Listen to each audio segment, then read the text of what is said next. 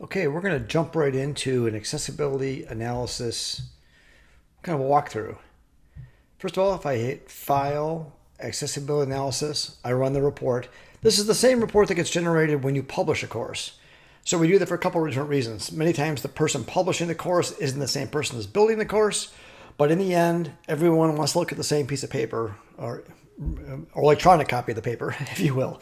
And so anyway, either way, you're building the course, you can run this report, or when it's being published, you'll see the same results.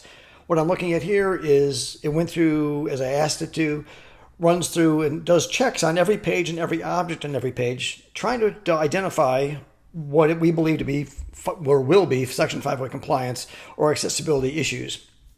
In this particular case, we identified 29 errors. An error is almost guaranteed to mean that you will have this will not pass a 508 test unless these things are remedied.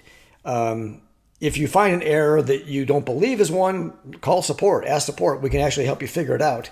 Is it theoretically possible that something is flagged as an error that's not an error or not a 508 compliant violation? Theoretically possible, but we haven't seen that happen over the past year or two since we put this product out there. Warnings are most likely 508 compliance violations. We're saying, hey, something could be wrong here. We'll go into more detail as you look at this report. One other note, so when you do run this report during the publishing process, this report gets published with the SCORM compliant course. So when in your LMS, no matter where it is, if you publish a course, if you hold down, it's on the Windows machine, it's Control Windows A. Control Windows A will actually pop up this report in a course that's already been published. So anyone anywhere can actually run this report again, on courses that have already been published. Of course, we want to take care of and address any errors that occur before they're published, and that's what we're going to look at right now. Just real quick, one last thing is when you do print this thing, it does expand to its fullest capacity. So this is actually an 18-page PDF file, which is what gets published. We're looking at an interactive way to online here. So with that, let me just take a look here. Page 1, passed. There's no issues there. We have good alt text. It tells you what the logo alt text is. That's great. Page 2. Okay, we have an error and a warning. If I look at this left to right, I have an error. It's on some embedded content. And the first thing that strikes me is that unused media item found on page. Recommend manual removal. So we'll look at that in the editor, and I guess if we delete this object, this error will go away. And so we'll come back to look at what that means here in a second. We also see this implicit header problem, which I guess that's a valid thing, that this would be a 508 compliance issue. It would not pass the 508 test because of this. We'll come back to that. I just want to take a poke around and see what's on these other pages. Same thing, unused media item, implicit header, unused. Okay, what I'm guessing happened here is a page was copied over and over again and media wasn't removed. And so part of that process is we recommend, hey, run this accessibility report as you're creating the course, early and often. If you run the accessibility analysis report, on your 3-page course and fix an error, as you copy pages, you won't be replicating an error, which I'm guessing is what happened here. I do see the implicit header problem, but this unused media problem, we'll take care of that real quick. Page 5. I'm not going to go through all these, and then page 6. Okay, error. Okay, this is not an unused media item. So this is a real thing, and this is an error. And I see there's a media item called 16. The title of it is 16 disqualifying conditions, and there's no alt text on that. So we'll take a look at that. But let's go clean up this other page. Let's go focus on page 2 here and walk through that. So go to the editor, page 2. Okay. If I go into edit mode, and here it is right here. Yeah. The layout is just text only, or text with inline images, but there's no media on the page. But if you look at the layers underneath it, or behind the scenes, if you will, there is media. So to fix this error, you just remove it and hit submit. And now that media, that hidden media, if you will, is gone. And then the error that was associated with will be gone. So we'll run the report again here in a second, but I also want to look at this learning objectives. And visually, I can see what the problem is. I'm surprised I didn't call this one out as well, or maybe this one, this is a problem. But here, what is wrong with, why do we call this a warning? This is a warning because this is an implicit header. This text is simply bolded with an increased font size. For a visual learner, if those that are visual learners, you'll look at that and go, oh yeah, I see. I'm now going to have a list of items called learning objectives under this title. However, if I say format headings, it's not marked as a header. What's the difference? Well, if you run this through a screen reader, the screen reader will literally say the word learning objectives. That's not the problem. But the problem is the person using assistive technology doesn't know it's a heading. And it looks just like body text and it runs together. When it's a header, the screen reader will actually will denote that, and it provides structure. It provides a map, if you will, a mental map for those that are visually impaired, let's say, and to know where they are in this document. They can skip through different headers. But if you don't mark it as a header, the screen reader won't know. I hope that makes sense. Unless you specifically mark something as header, like I'm about to do, ding, there, that's done. I fixed that problem. Now, someone using a screen reader will know that, oh, I have a title. This isn't just learning objectives, recognize the authority-based. No, it's learning objectives is, again, a header. I would argue that this should also be a header, and I would also set that to heading 2. And that's that. Let me hit submit. And as I mentioned, best practices wise, early and often on the accessibility report, we had, was it 29 errors, I think? I believe so. Well, we're down to 28. And we see that page 2 has no errors. Hey, great. And it passed the body text because we removed that object. And there's no warnings because we set the text correctly. Page 3, same thing here. Remove, submit. This doesn't look like a title. It's just made bold. This definitely looks like a title because it's a list of things. I would make this, I'd be consistent. I'd say I'm going to make that a heading 2. Yes, it increases the font size a bit because that's associated with that style.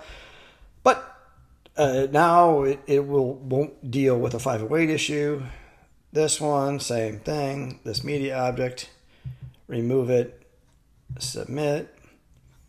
And just for those of you that are curious, why is that a problem? Because what Course Avenue can't tell is maybe is there code in there to make that visible again. So we're actually, it's not used now, but it could be causing issues if you make that visible in some way, shape, or form. So we're like, that's why the error was identified, even though it was, quote, an unused media object, because we don't know if someone coded something to actually make it visible. Hence, we called that out. And it's really easy to do. Clearly, I'm doing it right here. It takes 2 seconds. Let's get to page 6. Page 6 is, okay, body, media. It's not red and italicized. So this one is used, right? It's this video or whatever this interaction is. And the error that was identified, let me see if analysis.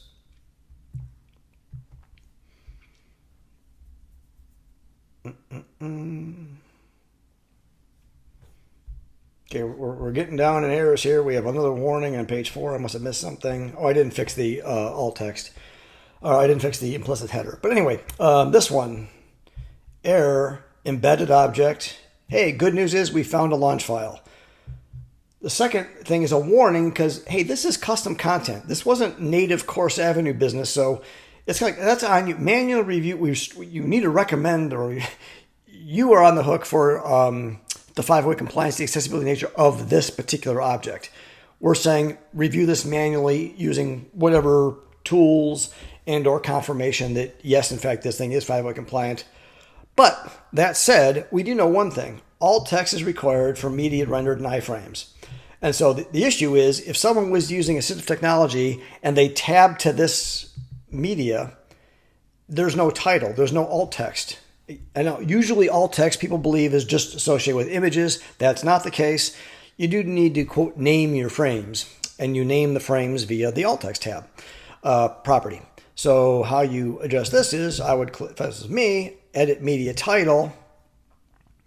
And I see that this is the title, which is required. And for now, I'm going to call descriptions.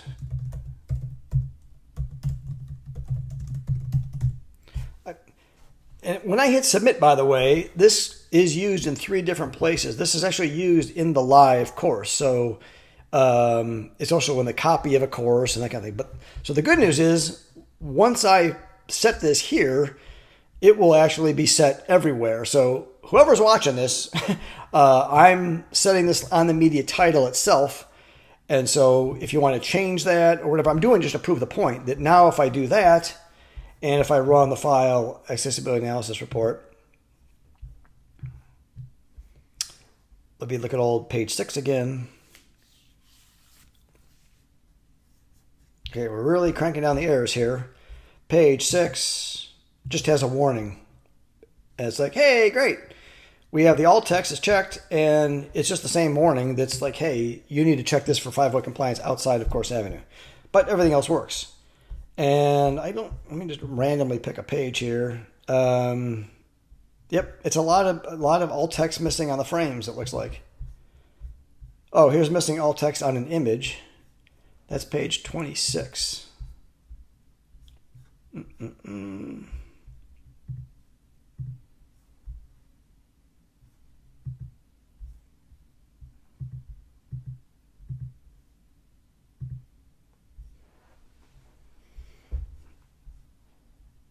It's just a PNG file, and if it's not, I guess you won't be able to click.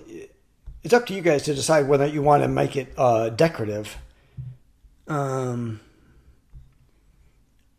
it is decorative. I mean, that's not there materially, I don't think. So either way, either mark it decorative or give it alt text. If you don't do either, well then that's a 508 violation. So that was at page 26. A lot of good things passed, but I think right now a lot of implicit headers, and maybe this is a good example. Page 32. Let me go there. This may be an example of it's just a warning. Is that a header? Right. This is kind of like one of those gray area things that you see why we think it's a header because it might be. It's only a warning. Those other ones are clearly headers. This one's more, you could argue, you're not going to get, I would say this is a 508 violation, hence why we call it just a warning. It doesn't hurt to, there's not going to hurt anything to call it a header. But that's why it's bolded. This is probably one of those use cases, and this is one of the reasons why we don't call this an error specifically, because we don't want to generate tons of errors. But But that if you just keep going and kind of ratchet through the rest of these, I see a lot of unused media items, a potential missing alt text. I see here and there, either mark it decorative or give it alt text. More of the same as far as that goes. So it looks like, if you clean those up, unused media items, potential headers. So it's pretty straightforward to get these all fixed up, and those would all pass. Again, the underlying, what about the 508 nature of that particular object? That's not something the Course Avenue is concerned about, other than making sure that, hey, we're going to give you a warning to say you need to make sure that this thing is 508 compliant. And that's a whole nother topic. But for now, we're all good. Hopefully that'll help people remedy reconcile the accessibility analysis with the course.